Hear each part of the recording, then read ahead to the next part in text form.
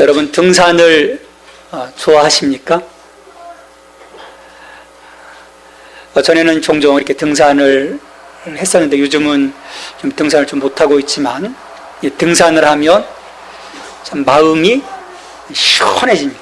정상까지 올라가서 그 밑에 세상을 쫙 바라보면요, 정말 그 답답한 마음이 일순간에 쫙 풀어지게 되죠. 우리가 평소에 이렇게 오르락 내리락 하는 그 산 같은 경우는 문제가 되지 않아요. 우리가 많은 사람들이 다니는 등산로 같은 경우는 다 길이 형성되어 있어서 쉽게 이제 정상까지 올라갈 수 있습니다. 근데 사람들 그 인적이 드문 그런 등산로들이 있어요. 전에 오래전에 그 아는 그 형님과 지리산을 등산한 적이 있어요. 이 피악골 쪽으로 해서 임골령으로 해서 이제 지리산 정상을 가겠다, 이제 그런 계획을 갖고 산행을 시작한 거예요. 피악골에서 그 시원한 냇물, 그 시냇물 계곡물이 흐르는 데서 발 담그고 점심 먹고 낮잠도 한번 자고, 그래서 이제 임골령으로 해서 올라가는데, 이 임골령 쪽이 좀 험악하다 보니까 등산로가 잘 보이지가 않는 거예요. 사람 다니는 그 길들이 보이지를 않는 거예요. 처음에 당황스러웠어요. 근데 여러분, 이 초행길에 이 등산을 또 안전하게 도와주는 게 뭔지 아십니까? 이미 그 길을 간 그 사람들, 이제 산악회 사람들의 주로 나무마다 표시를 해놔요. 뭐 빨간색이든 파란색이든 해서 땡땡 무슨 산악회. 그래서 그걸 보고 가면은 마지막 그 정상까지 올라갈 수 있도록 안내를 해주는 거예요. 그걸 발견하니까 야, 이게 됐다, 올라갈 수 있겠다, 하나씩 보고 올라갔어요. 근데 어느 순간에 이 선배님하고 이야기하면서 올라가다 보니까 그 표식이 안 보이는 거예요. 그 표식을 하나씩 하나씩 유심하게 쳐다보고 올라갔어야 되는데, 이야기하는 순간에 그 표식을 보지 못하고 벽길로 빠져버린 거예요. 당혹스러웠죠. 이 표식을 찾으려고. 근데 이 산에서 한번 헤매게 되면요, 희한하게 맴맴 돌게 돼 있어요. 어느덧 날은 저물고요, 순식간에 칠흑 같은 어둠이 이 임골령 그걸 덮어버리는 거예요. 야, 이러다 죽겠다. 그래서 이 선배님과 야, 무조건 밑으로 뛰자. 한 1시간을 밑으로 달려내려갔어요. 다행히 불빛이 보여서 이제 거기에 텐트를 치고, 그날 그 산에서 어떻게 잘못했으면 뼈를 묻을 뻔했던 위기를 벗어났던 적이 있어요. 그 등산로에서 등산을 할 수 있도록 안내해주는 그 표식, 그것을 제가 주의 깊게 살펴보지 못한 그런 부주의 때문에 그날 등산이 망쳐지고 말았던 거죠. 여러분, 우리 이 신앙의 길은요, 미지의 길이 아닙니다. 이거 어떻게 가지? 이걸 어떻게 내가 감당할 수 있을까? 그런 길이 아니에요. 먼저 간 사람들의 그 신앙의 길에 흔적이 있어요. 우리 히브리서에서 그 12장에서도 보면, 12장 1절 이하에서도 보면 허다한 증인들, 이미 그 길을 걸어간 그 허다한 증인들이 우리 가운데 있고요, 그들의 그 족적들이 또 성경을 통해서 우리 가운데 전해져 있고, 또 다른 그 신앙의 도서들을 통해서 우리에게 그 길이 어떻게 되어지는 길인지를 보여줍니다. 근데 여러분, 이것보다 더 중요한 것이 있어요. 우리의 방향을 잃어버리지 않도록 하는 것이 뭡니까? 우리의 표대이신 예수 그리스도인 것입니다. 하나님은요, 무엇보다도 다른 그 어느 것보다도 예수 그리스도를 우리 구원의 모델이요, 우리의 좌표요, 또 우리가 본받아야 할 기준점으로 세워주셨어요. 여러분, 그래서 이 신앙의 길이요, 어려운 것 같지만 그다지 어렵지 않은 것입니다. 또 성령께서 도와주고 계시거든요. 근데 우리가 이 하나님께서 우리에게 보여주신 이 기준점을 마다하고 내 생각대로, 내 의지대로 걸어가다 보니까 사실 어려워지고 또 좌절하게 되고 낭망하게 되는 것이 아닌가 생각을 합니다. 우리 요한복음 8장 12절에서 예수님께서 말씀하셨어요. 나는 세상의 빛이니 나를 따르라. 나를 따르는 자가 어둠에서 헤매지 않을 것이라고 말씀하셨어요. 생명의 빛을 얻을 것이다라고 말씀을 하셨습니다. 나를 따르라는 거예요. 여러분, 그게 뭡니까? 나를 따르라고 하는 것은 나를 본받으라고 하는 주님의 말씀이신 거죠. 여러분, 이 책을 혹시 읽어보셨는지 모르겠어요. 토마스 아켄피스의 준주성법, 그리스도를 본받아. 이 책 첫머리에 보면요, 우리가 광명을 받고 깨달아 이 어둠 가운데서 헤매지 아니하고 정말 이 믿음의 길을 잘 걸어 나가려고 하면 예수 그리스도의 삶과 행실을 우리가 본받아야 한다라고 말씀하면서 그 그리스도를 본받아 그 책을 쭉 기록해 갑니다. 우리가 가는 이 신앙의 여정은 우리 그리스도의 길을 따라가는 것이라는 거죠. 그분을 본받으라고 하는 것이에요. 오늘 5절 말씀에서도 너희가 예수 그리스도를 본받으라 말씀을 합니다. 예수 그리스도를 본받으라. 예수 그리스도를 본받아서 너희들이 서로 마음과 뜻을 하나로 이루어서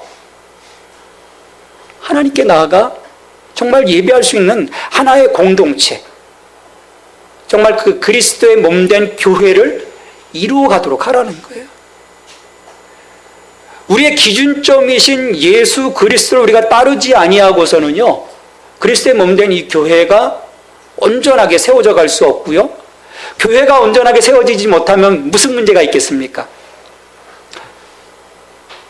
하나님의 교회를 통해서 이루시고자 하시는 구원의 완성에 그런 문제가 생기는 거예요. 막혀지게 되는 거죠. 복음의 흐름이 막혀지게 되는 것입니다. 사도 바울이 1장부터 11장까지 우리가 하나님 안에서 획득되어진 그 구원의 놀라운 그 은총들을 지금 말씀을 하셨지 않습니까? 예수 그리스도 안에서 그분을 믿음으로 우리가 구원을 받고 죄와 사망의 권세로부터 해방되어지고 이제 율법이 아닌 성령의 능력 안에서 살아가는 하나님의 그 사람들의 그 모습, 그것들을 이야기하면서, 자, 그렇다면 정말 그렇게 구원받은 하나님의 자녀로서의 삶을 어떻게 살아갈 것인가? 로마서 12장 1절 이하에서 너희가 거룩한 산제물로 하나님께 너희를 드리라 말씀을 합니다. 내가 하나님께 거룩한 산제물로 드린 그 믿음의 삶이라는 것이 과연 무엇인가? 나로부터 시작해서 사람들을 바라보는 그 세상을 바라보는 그 시선이 바뀌어지게 되는 거예요. 보통 사람들은요, 어떤 삶을 살아가냐면 자기 중심의 삶을 살아갑니다. 구원받지 않은 대부분의 사람들은요, 이기적인 삶을 살아가요. 물론 예수 믿지 않는 사람들 가운데도 어떤 그 이웃을 위해서 어떤 선을 베푸는 사람들도 있지만, 궁극적인 대부분의 그 인간의 삶은 자기애에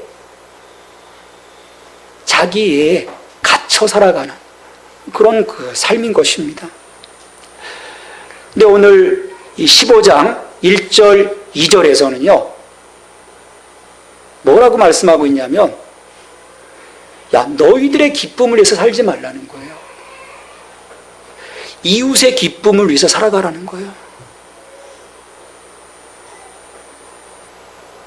내 기쁨이 우선 아닙니까? 내가 즐거워야 되잖아요. 내가 기뻐야 되지 않습니까? 그런데 너의 이웃을 위해서 그들의 기쁨을 위해서 살아가라고 말씀하는 거예요. 그리고 그 근거로서 뭘 말씀하고 있습니까? 그리스도를 본받아. 그리스도의 무엇을 본받으라고 말씀하시는 것입니까? 예수님께서 3절의 말씀에 보면 그리스도께서도 자기를 기쁘게 하지 아니하셨나니 기록된 바 주를 비방하는 자들의 비방이 내게 미쳤나이다 함과 같으니라. 그리스도께서도 자기를 기쁘게 하지 아니하셨다 말씀합니다.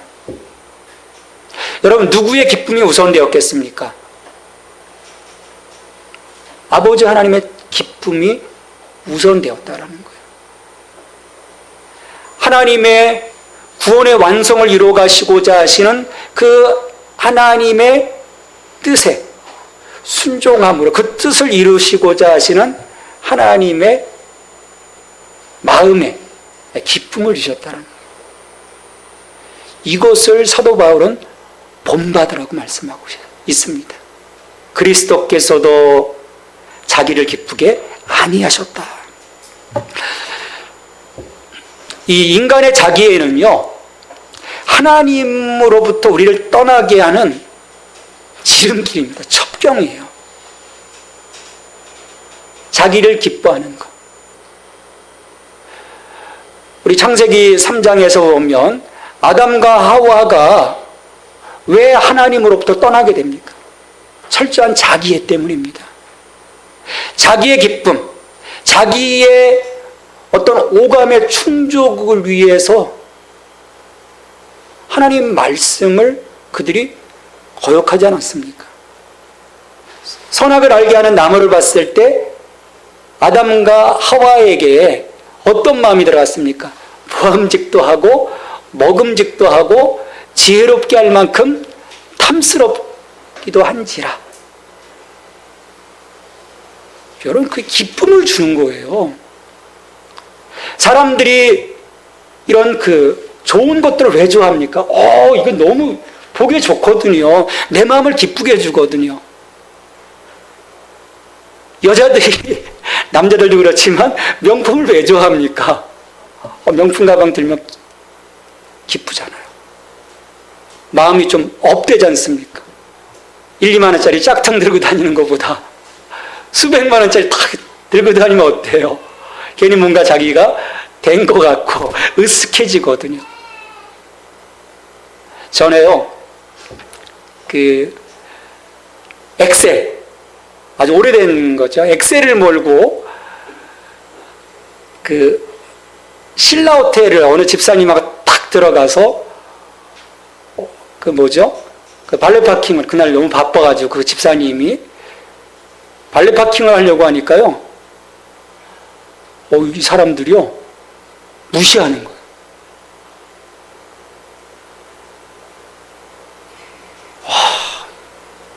이게 난처하더라고요. 사람들이 좋은 차를 타고 그런데 들어가는 이유가 뭡니까? 90도로. 전 저리 가라는 거예요. 저리 가라고. 좋은 차를 남자들이 좋아하는 것도요, 그 기쁨이거든요. 제가 아는 제자가요, 제교를 샀어요. 좋더래요. 똥차 오피러스를 타다가 처음 나온 오피러스 제교를 탁, 그 2억짜리 차를 탁 타고요, 탁 다니니까요, 사람들이 부러운 눈으로 바라보는 것 같고 기쁘더라는 거예요. 여러분, 이게 세상이 주는 기쁨이에요. 인간의 그 자기애를 충족시키기 위한 기쁨입니다. 근데 여러분, 인간의 이 자기애로부터 비롯되는 이 기쁨은요, 하나님으로부터 우리를 결국 멀어지게 하고, 그리고 어떤 충만함이 아닌 우리로 하여금 결핍에 이르게 하는 거예요. 한이 없습니다. 세상에 주는 기쁨으로 나를 만족시킨다. 여러분, 가능할까요? 저도 짧은 인생이지만 제 경험으로요, 만족이 안 돼요. 만족할 수 없습니다.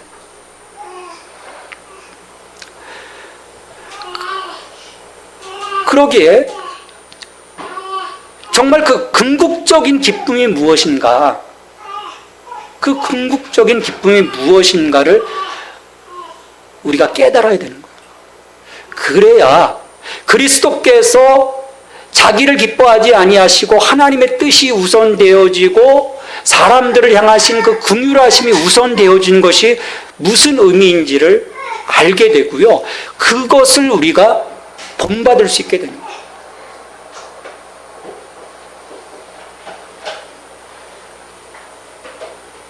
우리가 진정으로 예수 그리스도께서 우리에게 주시는 그 기쁨으로 채워지지 않는 한 우리는 끊임없는 갈망 가운데 살아가게 될 거라는 거죠.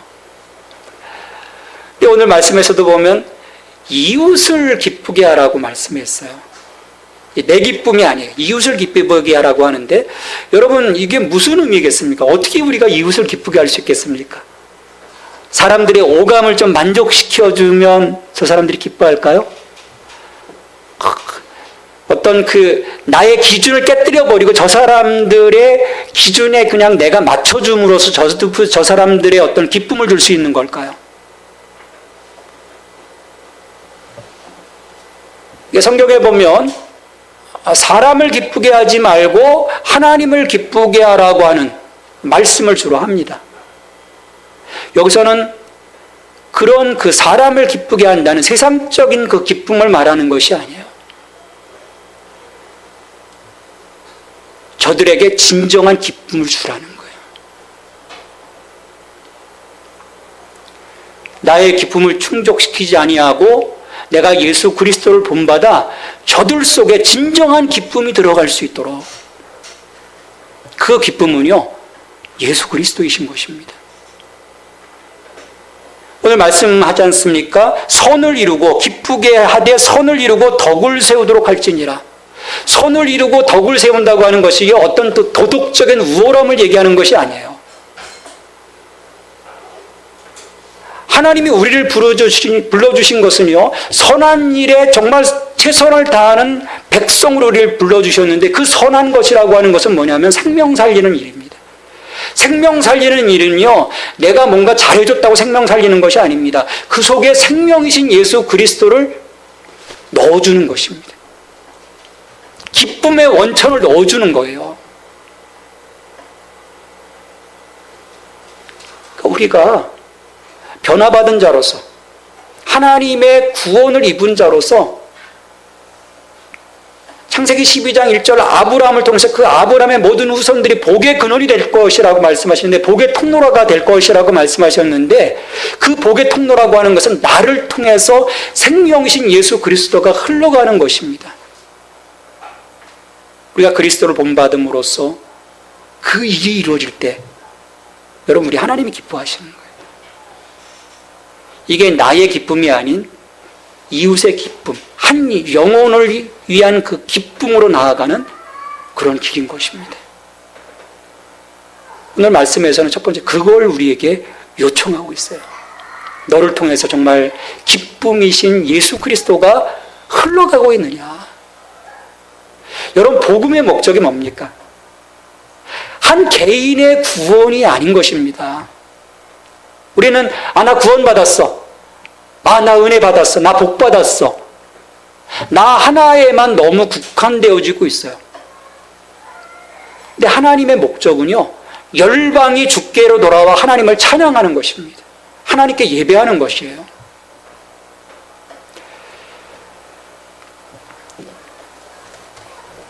또 두 번째로 우리가 그리스도를 어떻게 본받을 것인가. 이 12장 이후에 이제 13장, 14장에서 보면 믿음이 강한 자와 믿음이 연약한 자에 대한 부분을 말씀을 하고 있습니다. 저 세상 사람들 얘기하는 것이 아니에요. 이 그리스도 안에서 믿음이 강한 자와 믿음이 연약한 자, 어떤 믿음 안에서 자유한 자와 아직도 내가 뭔가 해야 되지 않아요라고 하는 그런 사람들 간의 어떤 관계에 대한 부분을 쭉 말씀하면서, 야, 믿음이 강한 자가 믿음이 연약한 자를 좀 받아줘라, 품어주라는 거예요. 근데 왜 품어주냐? 바로 그리스도께서 우리에게 그 본을 보여주셨기 때문입니다. 7절 말씀해 보면, 그러므로 그리스도께서 우리를 받아 하나님께 영광을 돌리신 것 같이 너희도 서로 받으라. 한없이 연약하고 부족한 우리를 받아주셨다는 거예요. 심지어 우리가 원수 되어졌을 때, 우리가 멀리 도망가 있을 때조차도 우리를 받아주셨다는 거예요. 근데 참 쉽지가 않아요. 여러분, 저는 다 용서하고 살 수 있을까요? 어떻게 생각하세요? 여러분, 시간이 걸려요. 실은 한순간에 나를 그냥 팍 치고 가는데도 사랑합니다, 예수님을 본받아 참으시는 사랑합니다, 이게 참 쉽지가 않습니다. 처음엔 아픔이 있죠. 상처가 남죠. 그런데 그 상처를 부여잡고 그 아픔을 부여잡고 이 XX, 저 인간 그러지 말라는 거예요. 누구를 보라는 것입니까? 그리스도께서, 하나님께서 우리를 어떻게 받으셨는가? 우리가 구약을 보면요, 하나님은 끊임없이 이스라엘 품으시고자 하세요. 근데 이 이스라엘이라는 이 작자들은 어떻게 합니까? 끊임없이 도망갑니다. 정말 못된 인간들의 그 모습을 우리가 보게 돼요. 근데 그럼에도 불구하고 품어주셨거든요. 그러니까 결국 우리가 그리스도를 본받는 삶이 무엇인가? 사람들을 받아주라는 것입니다. 믿음이 약한 자의 약점을 담당하고, 여러분, 이 몸이 건강하게 세워져 가는 것은요, 강함이 있으면 그 연약함을 서로 끌어갈 때, 그래서 그 밸런스가 맞아졌을 때 몸이 건강한 것입니다. 이 갈라디아서 6장 이하에서 어떤 공동체를 세워가는 과정 속에서 내가 내 짐도 지지만 나 혼자 내 짐 잘 졌어, 그것이 신앙의 길이 아니라는 거예요. 옆에 보면 아직도 약해가지고 헤매는 이 우리 도원이 같이 아직 자기 앞길 못 가리는 그런 사람들이 우리 주변에 많이 있습니다. 그러면 어떻게 합니까? 야, 너 독립적으로 살아야 돼. 그래야지 신앙이 강해질 수 있어. 그래 버리면 어떻게 될까요? 죽습니다. 품어줘야 되죠. 대신 짐을 지어주라는 것입니다. 받아주라는 것은요, 저 연약함까지 네가 짊어지라는 거예요. 그런데요, 이 문제도 쉽지 않은 문제예요. 이런 고민이 있습니다. 그 쿠션이라는 이무석 씨인가요? 맞나요? 이무석 씨? 쿠션이라는 책을 혹시 읽어보셨나요? 대개 사람들은 어떻게 합니까? 여기에 철벽을 치고 있어요. 그래서 와서 톡 치면요, 이런 한 대 맞으면 10대로 갚아주는, 그게 세상의 어떤 이치의 모습인데, 이분은 이 마음속에 쿠션을 품으라는 거예요. 쿠션. 그래서 푹 치고 들어오면 푹 받아주라는 것입니다. 근데요, 쿠션 끝에는 뭐가 또 있습니까? 내가 있거든요, 여전히. 이게 근본적인 문제 해결이 안 돼요. 받아준다라고 하는, 그리스도가 우리를 받아주신 것처럼 우리도 받으라고 하는데 그 의미가 무엇일까? 여러분, 내가 나로서 존재하는 한이요, 결국 반발하게 돼 있어요. 마지막 순간에 폭발하고 맙니다. 제가 그랬거든요. 그러면서 깨달았어요. 야, 내가 그리스도께서 정말 죽지 아니하고서는 품을 수 없겠구나라는 그런 결론을 내리게 되었어요. 죽는다는 것이 무엇일까? 나를 내려놓는다는 것이 무엇일까? 우리가 좀 심각하게 생각해 볼 때 이 신앙의 길을 우리가 온전히 갈 수 있습니다. 어떻게 자기 부인해요? 우린 고민하지 않아요. 내가 정말 그곳을 붙잡고 기도하고 내가 나를 어떻게 내려놓을 수 있습니까? 주님께 또 묻고 그러면서 내가 내려놓지 못하는 나의 이 약함이 무엇인지를 성령님을 통해서 보지 못하는 한 우리는 다람쥐 쳇바퀴 돌듯 끊임없이 사람들과 부딪히며 살아가게 될 거예요. 근데 오늘 말씀에서는 서로 받아주라는 거예요. 우리를 받아 하나님께 영광을 돌리신 것 같이 너희도 서로 받으라. 너무 멋있지 않습니까? 그리스도께서 우리를 받아 하나님께 영광을 돌리신 것 같이 너희도 서로를 받으라는 거예요. 그럼 우리가 서로를 받으면 이 서로의 받음을 통해서 어떤 역사가 일어나는 것입니까? 하나님이 영광을 받으신다는 거예요. 그러면 세상이 어떻게 되겠습니까? 세상이 어떻게 되겠어요? 저희는 주차장이 없으니까 그런 큰 교회가 아니고 대형 주차장 없고 그러니까 그런 문제가 없는데요. 이 대형 교회들 가보면요, 이 주차장에서요 예배 마치고 나가서 어떻게 하는지 아십니까? 은혜를 다 쏟아놓고 가는 경우들이 많아요. 받아주지 못해서. 빨간 봉이 지시등 들고 지시하는 분의 그 말 한마디를 받아주지 못해서, 다른 사람들이 내가 먼저 가겠다고 빵빵거리는 것을 받아주지 못해서 은혜를 다 쏟아버리고 가거든요. 여러분, 그러면 그날 1시간 예배드린 의미가 뭡니까? 그 예배에서의 은혜를 담지하고 세상 가운데 나아가 사람들을 받아주면서 내가 하나님께 영광 돌리는 하나님의 대행자가 되어야 하는데 내 삶은 그렇지 못한 거예요. 그냥 그 즉시 받아치고 죽이고 선을 이루고 덕을 이룬다는 것이 무엇일까? 받아줄 때 한 영혼이 살아나는 것 아니겠습니까?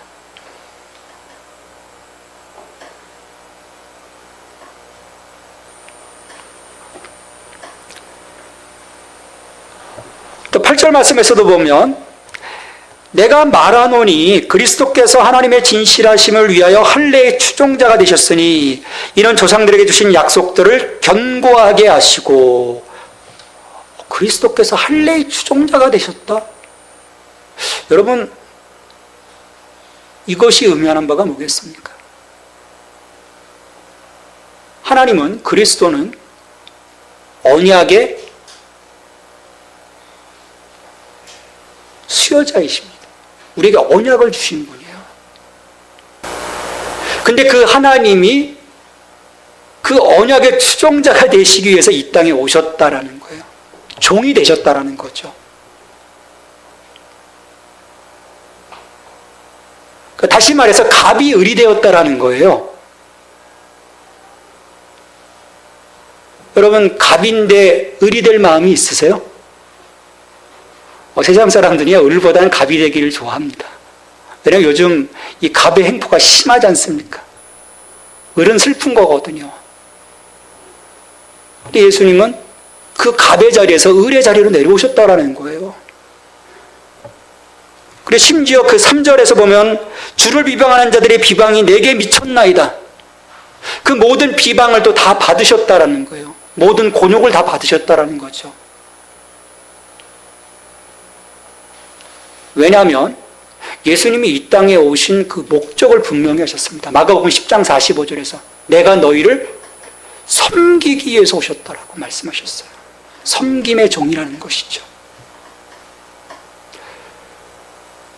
이 섬김을 통해서 유대인과 이방인에게까지 하나님의 구원이 이루어지는, 구원의 역사가 이루어지는 것을 꿈꾸셨다는 것입니다. 나는 정말 이 그리스도의 섬김의 본을 받아 이 땅 가운데서 살아가고 있는가? 정말 종이 되었는가? 갑이 아닌 을로서 내가 섬기고자 하는 정말 그런 그 마음들을 내가 갖고 있는가?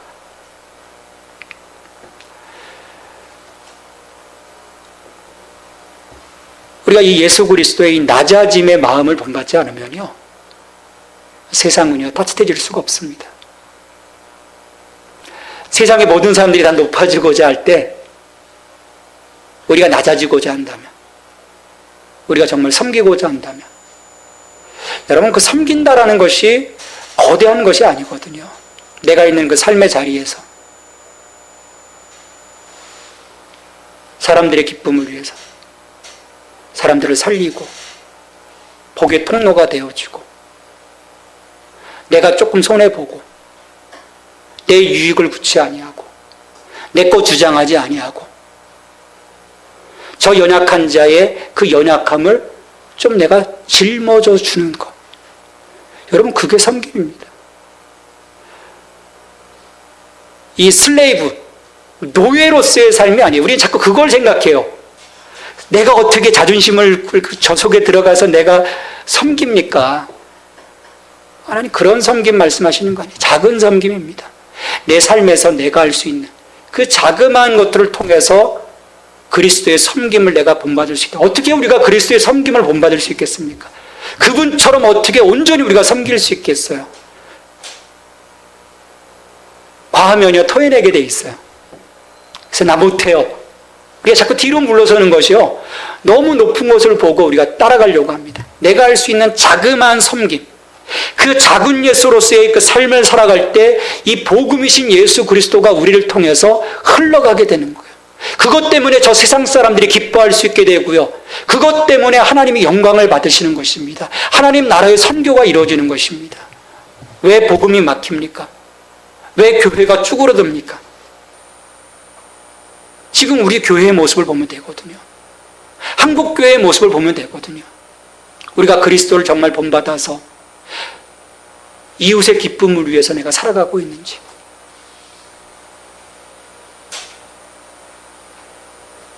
내가 정말 그리스도께서 받아주셨던 것처럼 우리를 받아주셨는데 사람들을 내가 받아주고 있는지, 그리스도께서 이 땅에 섬김으로 오셨는데 그 섬김을 가지고 내가 세상 속에 나가 섬기고 있는지,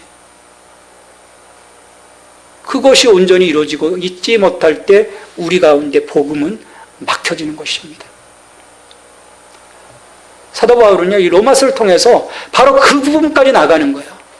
막혔던 이 복음의 문이 열려져서 땅 끝까지 복음이 나아가 이 땅 가운데 열방이 하나님께 예배하는 그 꿈, 그게 로마서의 목적인 거예요. 그래서 나중에 15장 이후에서요, 로마 교회에게 얘기해요. 내 복음은 이런 것이다. 자, 이거 들고 나에겐 이런 꿈, 그 선교의 꿈이 있다. 나를 서바나까지 갈 수 있도록 좀 후원해 주라. 기도로, 물질로 후원해 주라는 거예요. 여러분 그것이 복음을 받은 자들의 목적입니다. 개인 구령의 열정이 아니에요. 나 구원받았어, 나 복받았어가 아니라는 것입니다. 이 땅 가운데 하나님의 영광이 충만하여지고 이 땅 가운데 생명신 예수 그리스도가 흘러가는 것, 그래서 이 땅 가운데 하나님의 나라가 세워지고 온 열방이 하나님께 예배하는 겁니다. 그것이 우리를 부르신 하나님의 구원의 목적입니다. 그 목적을 이뤄나갈 때 우리 하나님이 우리를 기뻐하시는 것이죠. 우리를 통해서 하나님이 영광 받아주시는 것입니다. 이 부르심의 목적에 응답하고 나아가는 여러분들이 되기를 주님의 이름으로 축원합니다. 하나님 감사합니다. 우리를 불러주시고 우리로 하여금 예수 그리스도를 본받아 살아가게 하시며 우리를 통해서 복음이신 예수 그리스도가 흘러갈 수 있도록 열방이 그리스도로 충만케 되어질 수 있도록 저희들을 복의 통로로 사용해 주시니 감사를 드립니다. 주님, 이 부르심의 목적에 우리가 순종하게 하시고 우리의 삶을 통해서 그리스도를 본받는 아름다운 모습들이 드러나게 하여 주시옵소서. 내 기쁨을 위해 살아가는 것이 아니라 아버지의 기쁨이 우선되게 하시고 이웃의 기쁨이 우선될 수 있도록 도와주시옵소서. 그리스도께서 우리를 받아주셨던 것처럼 우리 또한 우리의 이웃의 그 연약함을 받아줄 수 있는 넉넉한 마음, 예수 그리스도의 마음을 허락하여 주시옵소서. 그리스도께서 할례의 추종자가 되심으로 낮아지셨던 것처럼, 섬김의 종으로 오셨던 것처럼 주님, 이 섬김을 본받아 세상 가운데 나가 우리가 무릎 꿇고 섬길 수 있기를 원합니다. 주님, 이를 통해서 하나님의 나라가 우리를 통해 이루어져 가게 하여 주시옵소서. 이 모든 간구를 예수 그리스도의 이름으로 기도하옵나이다.